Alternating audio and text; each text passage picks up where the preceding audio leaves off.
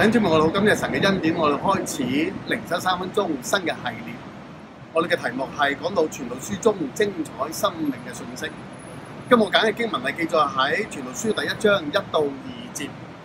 佢開宗明義咁樣講嘅，在耶路撒冷作王大衛的兒子，傳道者的言語。傳道者說：虛空嘅虛空，虛空嘅虛空，凡事都是虛空。大家都知道呢位大衛嘅兒子喺傳統嘅解經嚟講，都係指向係所羅門王。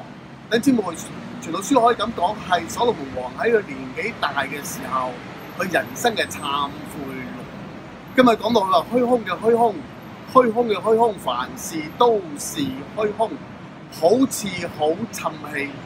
其實唔係沉氣，係文學嘅寫作嘅方法，係疊詞，係不斷重複又重複，係強調一個好重要嘅信息：虛空。原來人冇咗上帝，人生當中淨係掛住日光之下嘅事，忽略咗日光之上嘅事嘅時候，你人生就係虛空。你擁有好多嘅財寶，有好大嘅權力，有好大嘅人生，好多嘅成就，但按照傳道書嘅作者佢人生嘅經驗，佢講到原來你冇咗上帝嘅時候，你最後嘅結果都係虛空。按照希伯來人所講，虛空係有4重嘅意思。